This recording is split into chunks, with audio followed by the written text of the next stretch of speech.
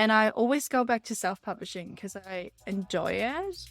Like, I just love the process of formatting the book, you know, like committing to this really long and sometimes really tiring journey.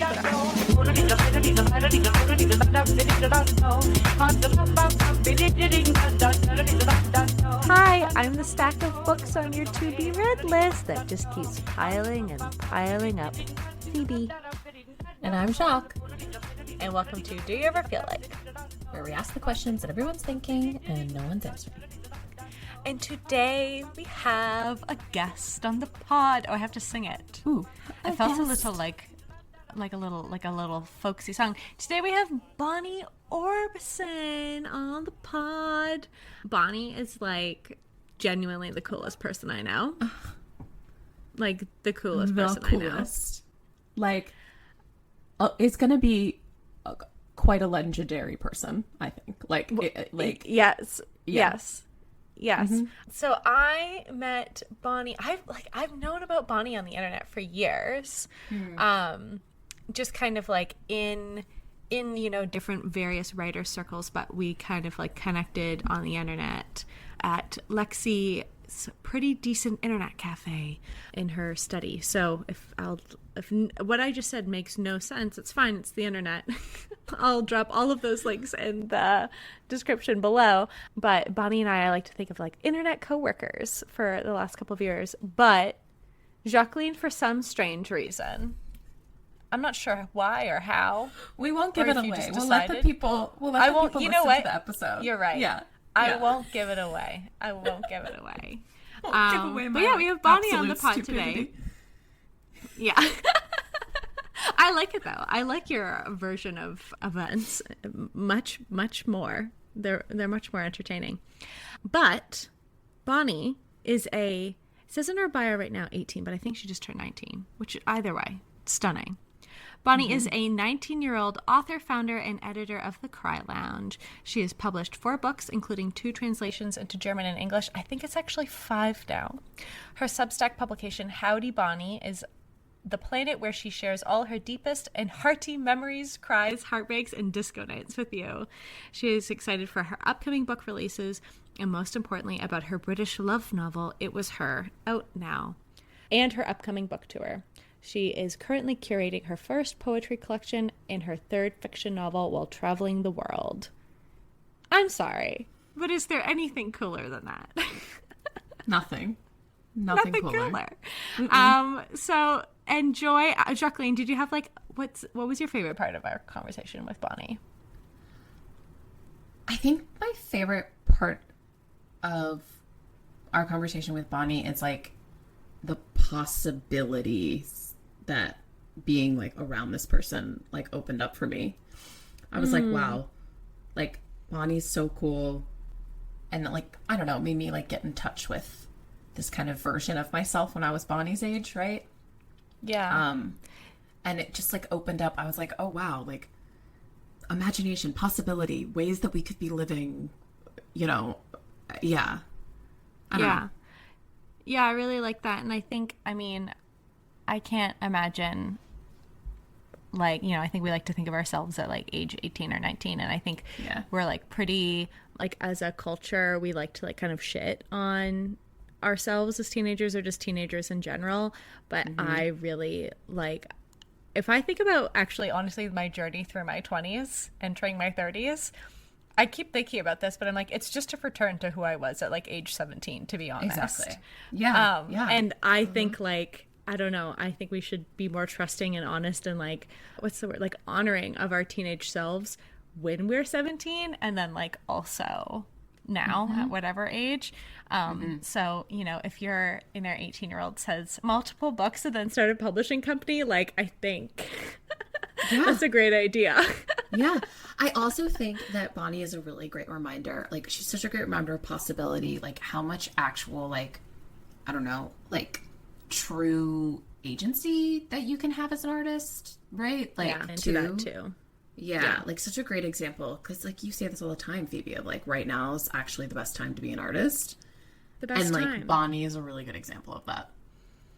And the only thing in your way honestly, if you have like this device, this is like the thing. I feel like I don't need to preface this, but like the only thing standing in your way is you. And like if you have a device that you can listen to this podcast and you can hear me saying this, then that's true for you. Yes. Right now. So unfortunate reality for me and you. Don't worry, I hate it as well. And everyone involved. That's basically what Bonnie reminded us of our humanness, and we don't like that too much. No. And it's beautiful. No, we love it. Anyway, we love it. We love it. We love it.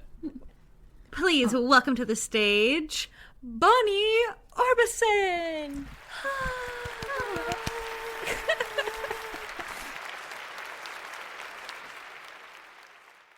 I need to close the. You're gonna start chewing. You're gonna start chewing as I hit record and leave. I'm gonna leave. I need to close the door. Oh my goodness. This is perfect. Well, hello everyone. I'm so excited that it's Valentine's Day today because we're chatting with poet, writer. Bonnie, are there any other things that you would use to describe yourself? Cowboy, cowgirl? Yeah, maybe music Cheryl. Bonnie Orbison. Howdy. Bonnie's commitment to howdy is like the most exciting thing. Yeah, I love. Honestly, I love. How are you feeling about recording with us today, Bonnie? I feel really good. I hate Valentine's Day, so this is a good change up. Like I was really looking forward to waking up today, so that's good. Oh, I love that. I love that you're a poet that hates Valentine's. Yeah. Like that's very compelling to me. Well, I've been journaling last night, and I just hate when someone tells me this day you should celebrate love, and everyone posts their cheesy couple photos, and I just get sick of it. I'm like, celebrate love whenever you want. Like, I also like I hate traditional weddings, but I know I'm in a good group Sing it, here. sister. So Our perpetual yelling about weddings. yes, exactly. So. Yeah, I love love, but I hate when someone tells me when to talk about it and when, when to celebrate it. Because yeah. So I don't really know where to start in our journey today, but I think it's important to start with that Jacqueline thought that we were cousins. Yes. And so so funny. Jacqueline, I would like to hear how did I don't even really know or understand. Yeah.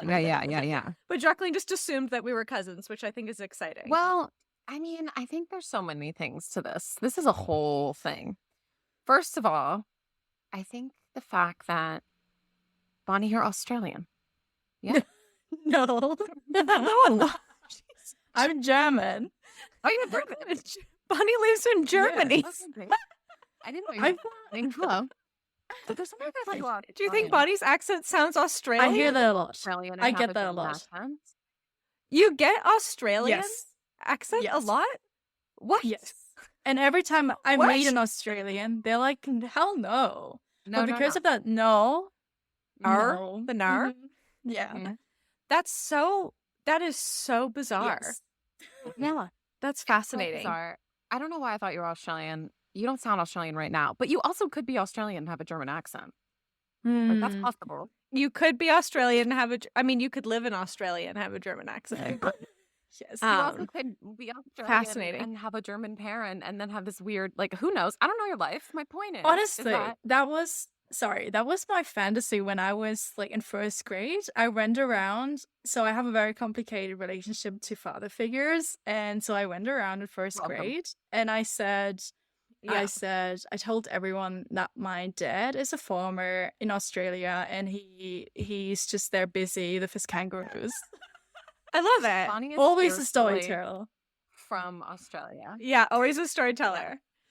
Yeah. Oh my God, that's funny. Anyways, That is so well, funny. And then I know like Phoebe's family, like Australia kind of mixed in there. I don't know why. I just was like, something is going on with Australia. And then also, it comes from an entire, like, I don't know, Phoebe's family is all artists, you know? I do have a large family. Yeah. Okay. And that's Yeah. all Please artists. adopt me. Yeah. Come on. I mean, we could be related. Yeah. We could be related. Yeah. Them to Uh-huh. also be families. I don't know. It just was like a vibe. I was like, these people are related. I don't know. It just happened. I love that. Yeah. I love that too. I'm related to all artists. I'm related to all artists. We could be related. So why not? I just think that's really fun that Jacqueline assumed. I was like, Yeah. I was like, your cousins. cousin. And Phoebe's like, what? Who? I'm like, Bonnie. She's like, who? No, Bonnie's Yeah. Jacqueline had said, let's have your cousin on the pod. And I was like, what one and why? I don't think any of my cousins listen to this. No offense to my cousins. I love them a lot. But I was just like, why do I want to talk to my cousins on a podcast? I love that. I love that. Yeah. I get the Australia one quite a lot though, because I say howdy as well. You know, apparently cowboys are huge there, like over there as well. And That's so but funny. it's so funny because actually the howdy comes from, I mean, you know, in the past 2 to 3 years, I've developed talking and writing a lot about cowboys, and you know, like my new poetry collection is called Pre-Tennessee. But I came up with the howdy because my brother built up my website and just suggested that the website greets him with howdy, and I didn't know how to change that, and so it always said, Oh my God. yeah, and so it always said howdy Bonnie, and I was like, this sounds kind of good, and so you know, now my Substack is called like that. So I just went along Oh with my that. God. And then I developed the entire, you know, cowboy story. Yeah. But it fits. That's so funny. Yeah. I wanted to share that. That's it totally fits. Yeah. I love that origin story. And I love like, I mean, this is so funny. Like maybe it was because we've been talking about like naming the newsletter or something like that. Like I deeply maintain that names are like stupid and they don't matter. And like, or like any, like even like just like kind of branding in general is like silly. And I think, I mean, like that's the same way, like, do you ever feel like was born out of just like the dumb shit that we say? So, and I find it so funny. Folks will be like, oh my gosh, like such a great name. And I'm like, is it? Exactly. Is it? Like, I don't know. It just is. It just is. Well, that's so, thanks so much for sharing that, Bonnie. I wanted to ask, so I think you're very cool. You're like one of the coolest people I know. And I mean that like very, I think you're like, so for our listeners, you're 19, Yes. right? I cannot imagine having the like, just the confidence and like fortitude and like self-trust and like belief and I don't know, like I don't care, like I'm going to do whatever I want kind of vibe that you bring to like self-publishing so many books that you have put out over the years. So I guess like my question is, yes, okay, perfect. She's got the stack with. My books. When was your first, what book was the first that you put out and like when? How old were you? I was 15 and it's called Follow Me. And Yeah. I wrote that when I was 13. Wow. Yeah. And honestly, it's a perfect story for a debut novel. Like, I hate the story in a way, just because I was 13. And so, I mean, you know, people read it and are like, what, you were like 13? Like, how could you write something like that? Because it's following 2 breakups and then kind of, you know, the aftermath of a huge breakup. And so, yeah, but I kind of hate the naive, you know, like voice that I had when I was 13, which is obvious because I was 13. But yeah, that's why I don't promote the book or read from it. I hate looking at all of my old, not all of it, but you know, like looking at any kind of work that we've made from any kind of distance of something. You're like, oh, that's so embarrassing and cringe of me. Like, I can't believe I made this. Which is like a kind of the hope, I think, right? And, like creating anything, I think, is like I don't buy. I mean, it's nice to look back at things that we've made. Like, I'm certainly proud of a lot of the stuff that I've made in my life, but I hope that I can grow from things. And like, I hope that I find myself like embarrassing and cringe and like all of these things. I don't know. I think that's growth. I think you're in some a very way. good example of that, Bonnie. Thank of you. like just doing the thing Yeah. and being like, I'm just going to keep doing the thing. I think Exactly. it's really cool and very inspiring. Are you technically a Gen Z? Maybe. Yeah. Are you? What is the year? Are you, or are you younger? No, you gotta be a Gen Z. I think I am Gen Z because there's already a generation that thinks they're cooler than me. And Oh I'm yeah, like, yeah, yeah. So I definitely think yeah. I think they're like Right. yeah, I'm yeah. like, what are you Like talking about? yeah. Like 13-year-olds right now are definitely not. Yeah, Yeah. yeah. Like you okay, so you're technically a Gen Z. So I'm just fascinated by this. I'm fascinated by so many things. A, the Yeah. fact that you published something at 13. B, how long has the internet been a part of like you talking about art or showing the world your art? Like, Mhm. like when do you remember like being a young Yes. person and Yeah. tell us about that. I was I think I was freshly 13 when my brother was like, you need to start an Instagram account. My brother is 14 years older than me. And so he was ways, as I said before, I had a complicated relationship to father figure. So my brother was kind of the second person to like raise me. um Mhm. and yeah, and he was like every single time. I think because he didn't grow up with like the internet per se or social media. He found it pretty cool when it came out, and he felt the potential. I'm gonna guess that your brother is probably our age. Yeah, Like I yeah, remember getting internet in our house. yeah. And I think he just saw the potential that when his creative, talented sister is getting on there, that she will benefit from it. Like as young as possible, she can be to be on there. And I mean, he was right. Like if I think about it, I have now 6 years of experience on the internet. Yeah, I remember very vividly that I started out with my original name. So Bonnie Orbison is not my birth name. And I started off with my birth name. Which I only found out recently. I think that's very cool to like have adopted a pen name. Yeah. It was Like- needed.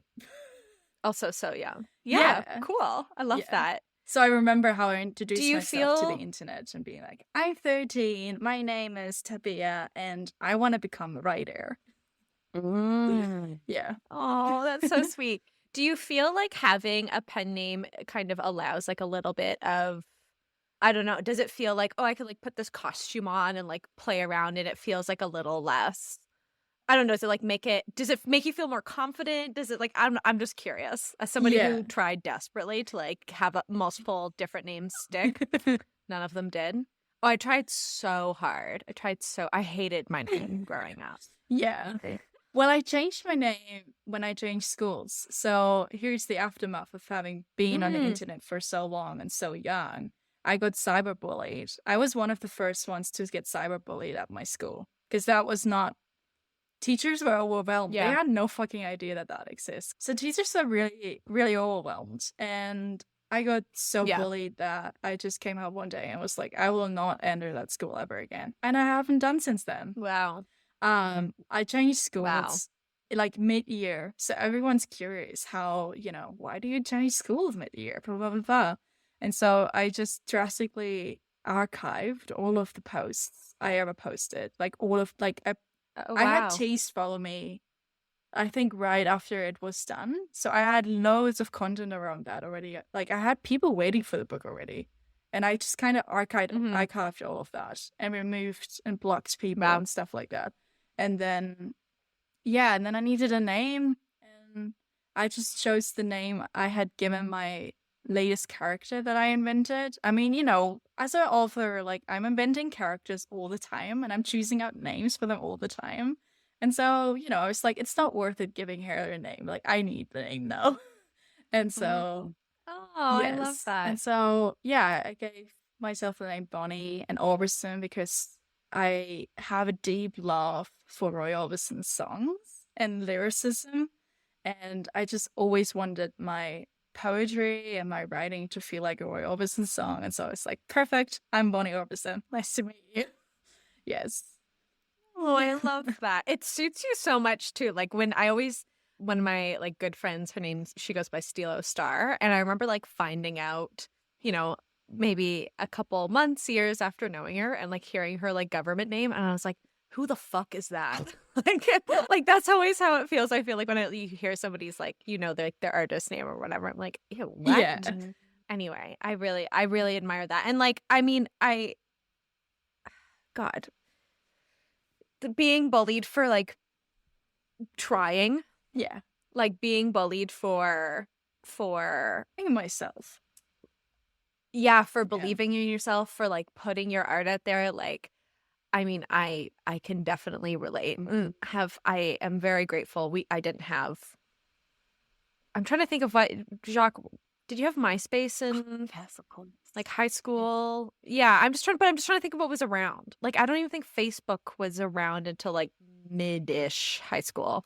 Oh, yeah. And For me. I'm a little older than you, Phoebe. So for Facebook wasn't even like, Facebook was like senior year of high school, college, my first year of college. I remember like having Instagram, and like none of my friends had Instagram. Oh, I had to be Yeah. convinced. So I was like, oh, this is cool. Obviously. Yeah, we all know. We're all abundantly aware that you're a late adopter of the technology. So when we're publishing books at 13, we're getting like your I wrote the book when I was 13. I published it when I was 15. 15. You're publishing books when you're 15. I think Huge. like, what? I think so you're self-publishing? Yes. Yeah? Yeah. Mm-hmm. That doesn't mean that I don't query my books. For example, I sent in my poetry collection to many publishers beginning last year. And this week, they started off with getting 3 rejection letters. And I was like, oh, okay, I didn't even remember it anymore. But because I have it here in my hands still. But it was like... Do you keep track of your rejections at all? So here's the thing. I have done my first submission call out for my own online magazine. And I printed out every single rejection letter I've ever got and wrote my own, like just what did I like? What didn't I like? So it feels like me. And so, yes, I have now a folder of rejection letters. I love that. That's fucking stellar. I think that's sick. I even still have... Sorry, I interrupted you, Jacques, to Yes. talk about rejection. Or maybe I interrupted Bonnie. It's I okay. interrupted somebody. This is a podcast. Yeah, I'm just fascinated by It was- like this kind of doing it your own way Hmm. thing, right? Like artists who are like, no, I don't want this in the hands of anybody else. I think are really admirable. And I think it's awesome that it sounds like you're doing other things, you're, submitting, etc. But self-publishing, I'm sure there's a sense of empowerment with that. Yeah, I queried when I was 14. I went to the Frankfurt Book Fair. I was like a library girl, so I was like in the committee of the library. That was the only place I was really safe from the bullies, so that's why I spent my time there. And we got an invitation from the school that we could go to the Frankfurt Book Fair just to browse around. And your girl packed her novel and was like, I am talking to big men in suits and be like, this is my book. Do you want to have it? And so I've done that. And I gave away my book. I think I had like 5 with me. And I gave it, like I had only 2 left at the end of the day. And in the time span of 2 months, I got 2 acceptance letters and 1 rejection. And the book wasn't done yet. I had lied about that. So I did what every school girl is doing, and I just wrote every single free minute I had, and I had then finished the book. And because I had handwritten it, I was so fucking scared to send it away. I knew 2 publishers were waiting for it, and I had Googled them, and they were kind of big, and I was just fucking scared. I was like, what? What should I do? Send this away now? Which is funny, because I had finished it because they had wanted to. Like, I probably would not have finished it, So it took me an entire year to send it away. And my brother was really upset about that. Because he was like, send it away, or like if it doesn't feel right, self-publish. Like he was all behind that, and I was like, no, I want to have a big publisher. Like I want to get picked. I'm a girl. I want to get picked, stuff like that. And Yeah. and then Yeah, and then I met my brother's best friend, Tim, and he had experienced self-publishing, and he encouraged me to send it away, and also taught me everything and like how to self-publish on Amazon, kind of marketing ideas as well. Although, he probably didn't. I don't even know what he self-published. He probably self-published like notebooks, things like that. He gave me the knowledge, and There's always a man who knows a little Yeah. bit more than you, and you definitely need to take that advice. yeah. I mean, it was definitely helpful, and yeah, and then I changed schools. He also passed away. I don't want this to sound sad, because today's one of those good days where I look at my grief and I'm grateful for it. And so he passed away, and I changed schools, and then because I didn't want anyone to find out I had written or published, like I didn't want anyone to find out I had a big publishing deal and blah blah blah blah. And so it took me another 6 months, and then I sent it away, and I immediately got contracts and blah blah blah blah. Here 3 years writing for us. Here's the money. Like one was like a scam where they were like, you need to pay for it, and I was like, what do you mean I need to pay for my publishing? And the other one was obviously like a big contract and like TV rights, and I was like, I'm just 15. Like I don't want my book. I don't want to see my book in this. What? Like I was very, very overwhelmed. Also with the span of time, like you will write for us for 3 years. I didn't know what that entailed. I was like, I'm 15. What do you mean? Like until I'm 18, I only write for you. So I said no to both of those. I sent them both, and they both had to send me back my manuscript. And then the pandemic hit. And I sat there, and slowly, because we all spent our times on the phone, slowly classmates picked up on my online presence. But at that, like, because I was stuck at home, I didn't care. I started writing again, and I started my podcast. I found a letter I had written when I was 10 for things I wanted to happen. And one of the things was that I wanted to have my first book published by age 15. And it was like 2 months before my 16th birthday. And I was like, I can still make this happen. And so, I grabbed out everything that Tim had told me about self-publishing and read loads of online tutorials and stuff like that. And then this baby came out. Very sweet. Is that one's a novel? Yes, that's funny. Yeah. Feels kind of like a modern problem to be able to pick self-publishing versus a publishing house. And like I mean, my ego totally relates to like, yeah, I want to be picked. Like, yeah, I want that big shiny deal.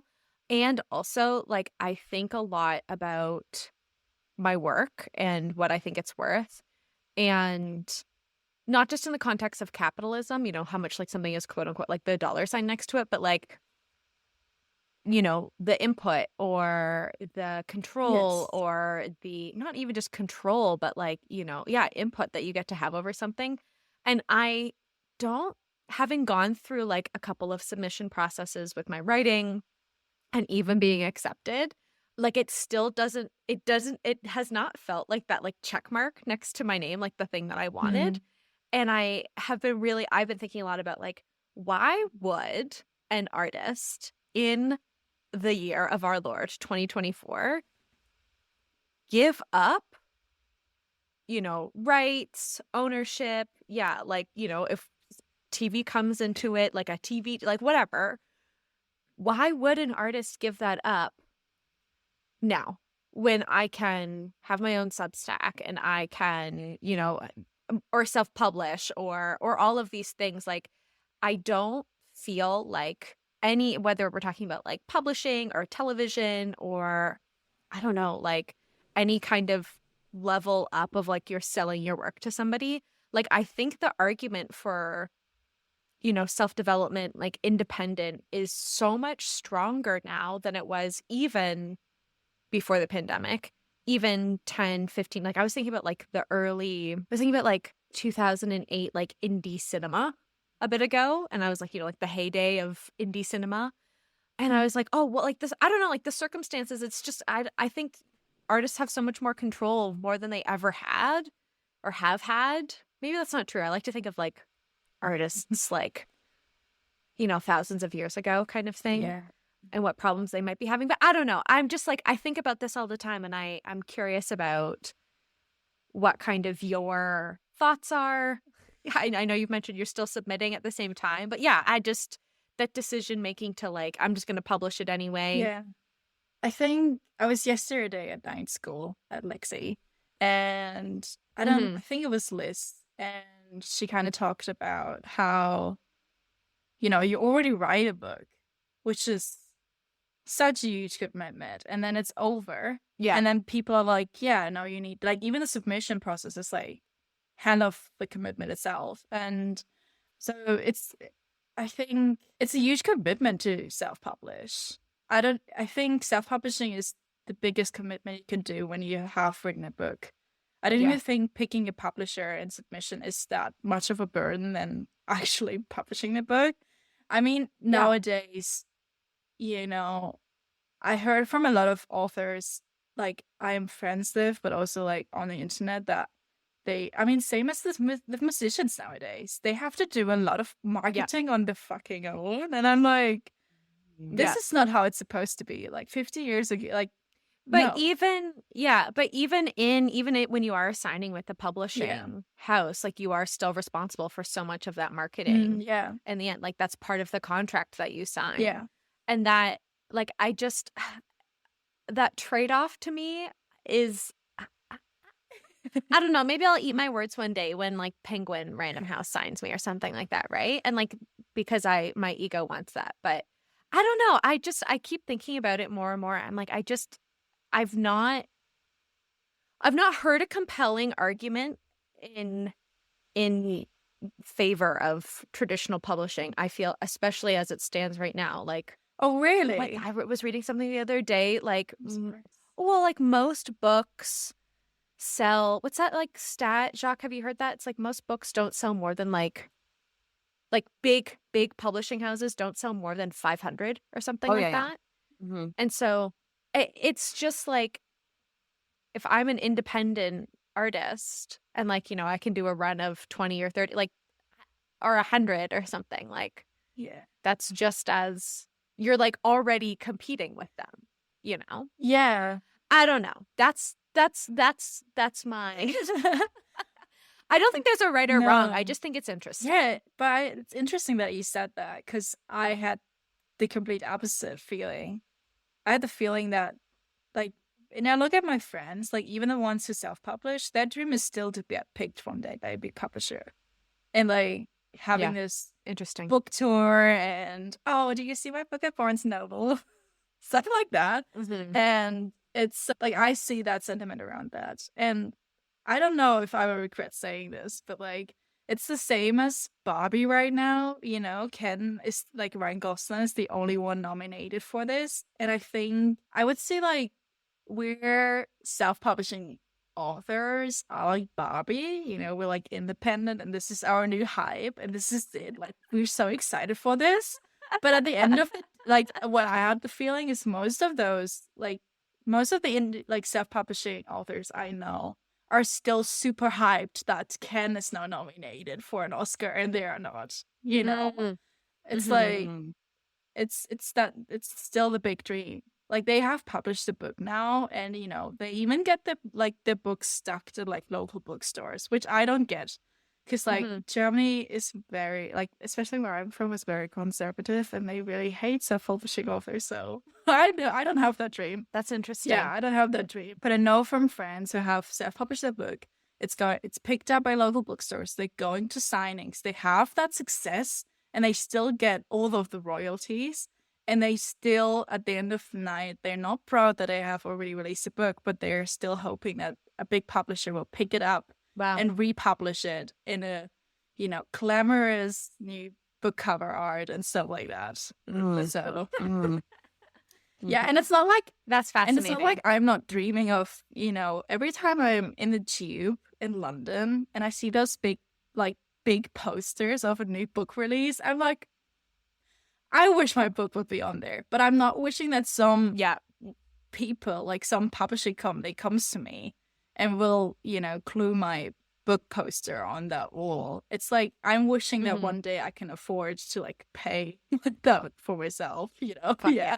So, Yeah. Yeah. Exactly. What in that? So like, there's like, I don't know, what in that choice still wanting to, I'm just a girl. I just wanted to be picked. That's 10 things I hate about you, right? Is that what that is? There's like a line about that. Anyway, whatever. Great Valentine's Day movie. It is. It is a great Valentine's Day movie. It is. Heath Ledger. Are you kidding me? So cute. Mhm. But I don't think it's 10 things I hate about you now that I'm thinking about it. Anyway, whatever. I'm like so Kat, like standing in poetry class, like sobbing, like writing a poem about her crush in class. Fucking stellar. Yeah. Anyway. Very me coded. Very, very teenage poet coded. Yes. Wait, I lost my train of thought in talking about 10 things I hate about you. Okay. In this like decision making process, in this like moment of like, okay, I have this book. Because you're right, writing a book is like so hard. And there's like any kind of like, there's like the idea and then like the journey to the thing.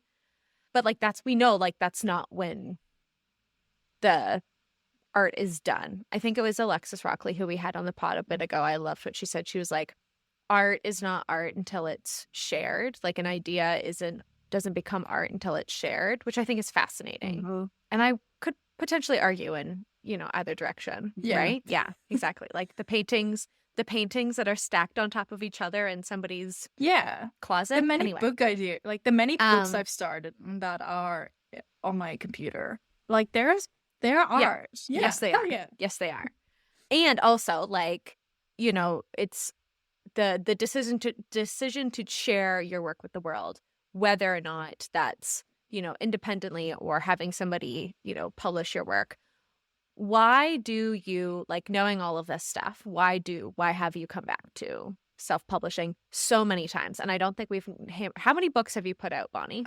Well, including the translations, because I'm Oh yeah, because I started, like, my debut novel was written in German, and then I got a huge following of like English speaking, and then they wanted to read my book, and then obviously I just now write in English, so my mom wants to read my book as well. Oh wow. So I'm translating it. So if you count it up, Follow Me, It Was Here, which is I'm really proud of that novel. I think it's the best novel I have written so far. Sorry, the novel I'm currently writing and editing, I love you, but It Was Here. I'm really proud of It Was Here. We all have favorite children. Yes, exactly. We all have favorite children. Exactly. So I think it's 5 total. Like two versions of Follow Me, 2 versions of It Was Here, and then Pretty Tennessee, my poetry collection. Yeah, so 5 books total. That's huge. Yeah. Yeah, so like what's the decision-making process like, even though the book's written, to like not be waiting? Yeah. Like you're like sitting on the edge, like, oh, I want to be picked, but you're like, fuck you. Yeah. I'm getting in anyway. Well, I submitted Pretty Tennessee, so I never wanted. So Pretty Tennessee is about poems I wrote about a cowboy that stole my heart and never called. I never thought I would publish those poems because I've written, loads on fatherhood, as we talked about it, or like, grief of losing someone. So, but like one day I sat there and I was like, you know what? It's not worth, like, he's still following me on Instagram and I meet him now and there, but like, it's not worth it to let them dust in my, like, they're so good. Like, it's not worth it to not put them out just because some dude will read them and be like, this is Hell yeah. So Yeah. I stuck them all together. I called it Pretty Tennessee, which is very bold of me, but I have a cover-up story for that title. Yes. And so, I had it stuck up together. I had the cover art, and I was in the middle of self-publishing It Was Here. And I always go back to self-publishing because I enjoy it, and I want to do this for a living one day for other people as well. Like, I just love the process of formatting the book, like committing to this really long and sometimes really tiring journey, but I absolutely love this. Like, it's just, I really love the idea that I'm working really hard on this, like not even just writing on this, but I'm working really hard on this. And then the delivery man comes and it's like, yeah, this is a really heavy package. Like what is in there? Rocks? And I'll be like, no, these are my books, you know, these are my books. And so that's why I'm picking self-publishing over and over again. But I was in the middle of publishing. It was here. But I had finished Pretty Tennessee. And I was like, do you know what would be fun? To mess around with publishers, send them my poetry collection in. And when they pick, like, because, you know, the waiting time is usually 9 months, like a baby. Think about it. And I was like, and I knew by September I would have decided if I want to wait or if I want to self-publish Pretty Tennessee. Ooh. And so I was like, I would love to mess around with them. And even if they pick that, then the poetry collection, that I can be like, oh, sorry, I'm self-publishing already. Like, you know. So I don't know. Ooh. So that was just a really funny thing I just decided to do. And also because I knew I wanted to help, you know, I wanted to maybe coach other people also with submission, like the submission process. So I was like, I need to get into this and like just query for fun and be like, duh, I just joked around. That's very sexy. Thank you. That's very sexy. yeah. That's very cool. That's very cool. Thank you. Phoebe and I have been chatting a lot about this idea of like measurability in art and how artists have this kind of like success. Yeah. And how artists kind of have this really cool gift that in some ways, I think it's a gift of like, you can just make something for yourself. And if you like it, that can determine the success of it, right? And something that we're like playing around with our business and with our clients is like kind of approaching the why someone makes art for like the why someone puts something else out into the world, right? Like their business or whatever. Like, is it enough to just do this because for yourself? Or do you need to have whatever these other like measures of success? Or do you need to have the client booking? Or do you need to have, you know what I mean? Like that kind of idea. And I'm just wondering what that looks like for you. Like, how do you measure whatever? Do you measure? Is this something you think about? And then who do you write for, depending on that? I don't even know where to start. I don't think I'm not I am sitting down every single night and I write down my Instagram followers and I write down how many orders I received, you know, and it's usually the same number as it was like last September, but I still, you know, I still want to write it down and be like, this is it, this is the number. But I don't think I have a record anywhere how many solds I actually sold, because my book is also available right on Amazon and the other platforms, you know. I don't care. I have not looked at those statistics in ages. Like I remember the first time someone bought my book off Amazon and I suddenly had a paycheck from Amazon on my account. That's when I last looked. And that was 2020. So there you go. Yeah, I don't have a record anywhere how many books I've sold. I think I'm measuring mostly how old I am, which I'm always daydreaming and trying to visioning where I want to be when I'm 21 or like 25 or like 30. And it's so interesting to see, like, because I have a big memory of those visions. And so I know how it changed, you know, as to when I was 10 and now I'm 19, you know. And even like sometimes I'm turning an age and I'm like, oh, I wanted to have done this and this and this, like by my 13-year-old self, you know, things like that. But I'm like, so I think that's how I'm measuring the success in my life. And I also know that the older I get, and for example, you know, now I'm more wiser to know what I have done properly by 21 because I'm 19 now. But yeah, I don't know. That's how I'm measuring things, by my age, really. And always done that. That's why I published my book, right? Because I got that letter. I found that letter I wrote when I was 10, and it said, I have a book published by 15. And I was like, okay, let me do this. Right. Mhm. So yeah, Mm. that's how I'm measuring it. It's kind of like proving to yourself that you can do it. Exactly. It's like, yeah, Yeah. it's like It's intrinsically that. motivated, And I which I think think, is awesome. Yeah. Yeah. yeah. And I think, man, like, I think I mean, like I've said, like from experience, it's when I have met, like, actually, I downloaded TikTok again for the first time since like probably like the end of the summer or like fall or something like that. I haven't been on it because a poem of mine went viral and I was like, it wasn't even like I was scared or something like that. I was just like, ew, this is like really grossing me out, like this experience.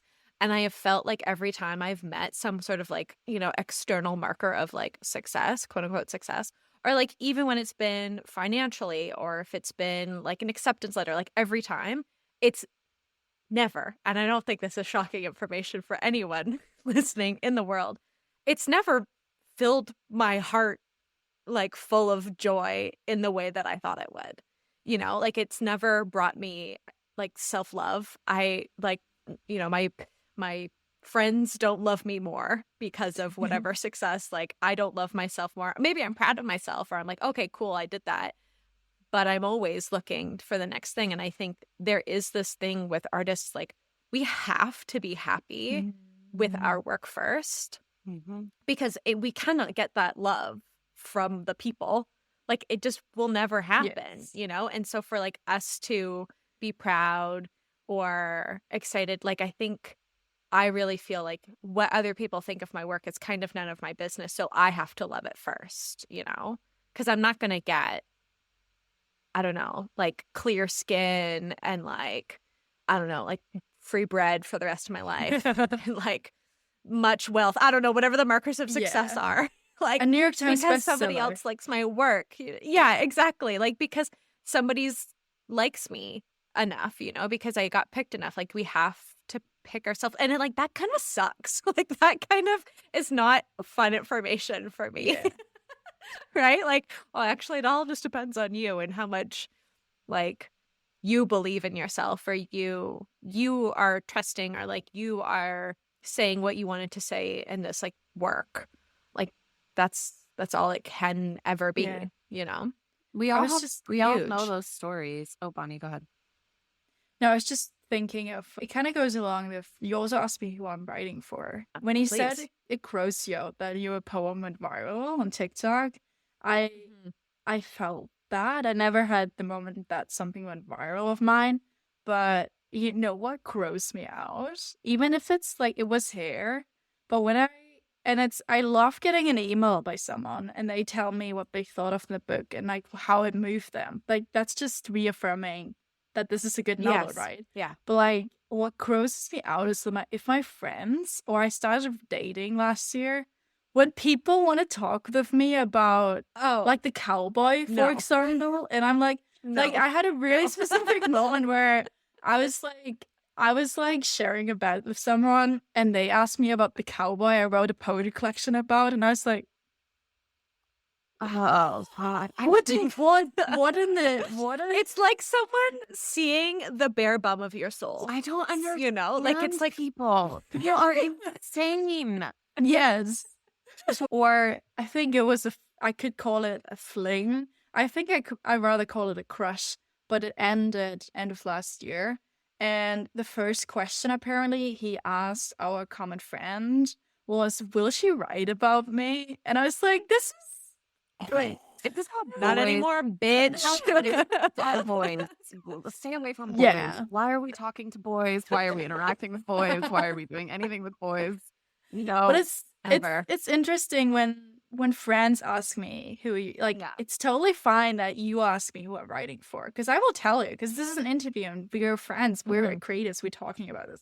But especially if like non-writers are talking to me about my poetry or my novels and things like that, or like when I'm writing together, like when It's like talking to like a concrete block or something like that, you know? Like you're just not gonna, it's like we're speaking two different languages. Honestly, yeah. You know? Yeah. Yeah. So it's always, or when I, It sounds so elitist. yes, yeah, It is what it is. it is. It really is. Like the amount of questions I received who the cowboy is fascinating to me.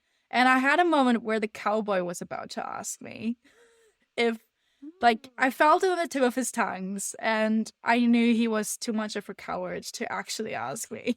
But I find it fascinating, and I kind of maybe have envisioned it. Like, you remember when I first sat there and I was like, okay, I'm putting out this Prody collection, and I don't want to publish another book for like 1.5 years, because I've published 5 books by now, and I don't even care if it's like 5 years, you know, like Pretty Tennessee is my latest book release, and I can imagine talking about that for like ages.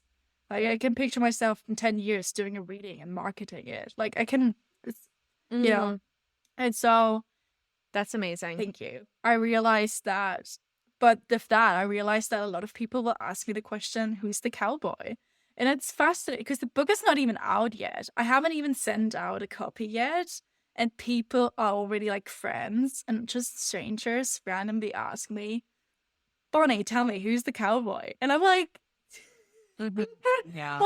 this is funny. Yeah. It's like it doesn't matter, Yeah. right? Because I think ultimately, and there's actually, I think it's really funny in one of my like writers groups, one of our feedback rules is like we don't refer to the writer, refer to the speaker, because you know the writer and the speaker might be different people, right? Or like the who we're writing for, the who we're writing to could be yes. completely different people.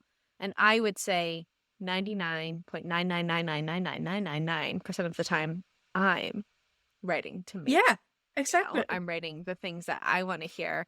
And I don't think people think, especially maybe from women, a poet writing about love, how could you possibly writing about to or for yourself? Yeah. You know, like how contentious. Yeah. Mhm. And especially because like the branding is like, oh, it's, you know, a proto collection about a cowboy, right? As I introduced it here. But it's at the end of the day, it's about myself, and I was getting stood up. And like, Yeah. Yeah. it's like, yeah, not about the cowboy at all. Yeah. And I realized of time, because I realized it's kind of a theme and a motive going through a poetry. Like, I'm still writing about the cowboy. But I'm sitting down there sometimes and I write the cowboy. And I'm like, I don't think it's the person we started out with anymore. I don't think, like, I think it's I think at this point it's like a ghost, if you really think about it. Like, it's just a ghost. yeah. Like, a cowboy is just a ghost that inspires me. And that is, you know, something that people will know my writing from now. And so it's interesting because it's years have passed by. It's not even about this one person anymore that stood me up, you know? It's like, it's about me and how I invented a ghost, and here you are. Yeah. Yeah. Oh, I think that's so highly related. Like the people that are closest to you, asking you about your work or your life as an artist, it's so uncomfortable. It makes my like skin want to crawl off my body. It's just like the worst thing in the world. Like, and I think we do this to artists. I mean, I think this is like the fuckery, right, of being an artist is like people are using the way that you live in your life as a reflection of themselves. They're looking at the way that you live or the way that you create, and they're saying like, am I good because in comparison to this person? And then they're like wanting to, like, Phoebe and I talk about this feeling often of like someone wanting to rip your skin off and wear it. Like they're fascinated. It might not even be about the work. It might not even be about what you're actually doing, right? It's just like the fact that you're willing and wanting and able to call yourself an artist. It's enough for them to feel some kind of access to you. That is just gross. Like, Yeah. yeah. What I feel of that is really about the poetry collection. They're not necessarily wanting to talk about the poetry. I think, I'm sorry, I love my friends. I feel like that's usually why they ask me, oh, who's the cowboy? Because they always try to find ways to like kind of disvalidate the love I had for this person. And so, and now I even have a book about it, you know, they're like, this is crazy. And I'm like, yeah, but this is this is life. Yeah, and it's your way of being in the world too, right? Honestly. Like how we be in the world. Yeah. We have to like wrap this up somehow. I'm not really sure how I know we could all like talk forever. I could read a poem. That's what I was. Oh my God, I would love if you read a poem. I was saying, read something. Okay, Bonnie, read us a poem and then take us out with, where we find you and how we can buy all of your books. Okay. Oh my God, I can't believe we're getting a freaking poetry reading. I think I don't want to read one from a poetry collection. Yeah, you can read whatever I love it. To read. Okay. I'm just excited. I get a performance. Yeah. Okay. All right. Daisy's been a good cowgirl. Sat hours and hours on the bus. Stopped waiting for you to arrive. She wore a cowboy hat a cowboy had indirectly gifted her. The blue flowers on her dress made her look like a sweet angel, like the necklace around her neck said she would be. An angel. For him, for herself, for God. Christ's the only one who knows, but Daisy's been losing faith in everything lately. Just follows one path after another, and you still fuck another.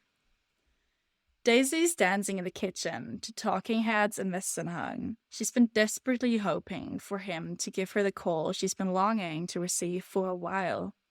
Meanwhile, she met other cowboys, but no one ever talked the way he had talked to her that night. Yes, she had flirted, drifted off with other cowboys that were sometimes French, or French again. But neither ever stared in her soul the way he had stared in her soul. He's been all she still hopes for. She knows she has to move forward, but what to do if a heart's been taken for, meant for him, and no other? Daisy's been a good cowgirl, waited enough hours for calls or simply plain boring texts. She should go on, dance in strangers' arms, dream of Mulder and his insane chase after all. Yeah, after all, she might live in front of his mind, but the evidence tell her he still goes to bed, falls asleep next to another girl, while Daisy's been a good cowgirl, dancing in the kitchen and dreaming of sexy FBI agents, hell yeah. Dreading the thought of a new poem Daisy knew she'd write, and it ended up about him. Daisy, again, Daisy. You know what your heart screams for. I know it hurts. It aches so bad. You wish you'd never fell for whatever this was. But now it is what it is. And I like you and your story. Keep writing poetry, but please do so.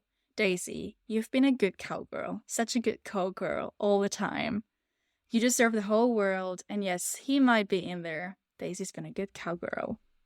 Oh, snaps for Bonnie. That is so good. Love that. Thank you. Oh my goodness. Thank you so much for that. Thank you. Where can people find you, your things? Let the people know. How can we buy your books? And how can we make sure that Penguin Random House goes, oh, fuck. We slept on Bonnie. Absolutely. So my website is called The Cry Lounge, which is also my publishing company's name. And yeah, you can buy all of my 5 books on there. They're called Follow Me. It was here in Purdue, Tennessee. And I also have a Substack called Howdy Bonnie, where today's Valentine's Day, and I will publish those poems I just read out to you. I'm sharing there my poetry and my musings on life and growing up. Yeah, growing up is a constant. I love that. Thank you so much. Change of things. I mean, I don't know. I don't think I want to grow up. I want to Peter Pan it. As you were reading, it was making me think of, I think it's Virginia Woolf. I think it was Virginia Woolf who said, like, never publish a book before you're 30. And I just love that middle finger, too. I love our sweet Virginia Woolf. Yeah. Yes. Oh, yeah, absolutely. Yeah, I love her, It might have been Virginia Woolf or another. But also, Totally. love that. Thanks so much again, Bonnie. I really appreciate it. This was fun. Thank you. Thank you for listening to Do You Ever Feel Like, a podcast from Do You Ever Media. Follow this chaos wherever you get your pods. Our artwork is by Simon Peng. You can write us at doyoueverpod@gmail.com Learn more about our work at doyouevermedia.com.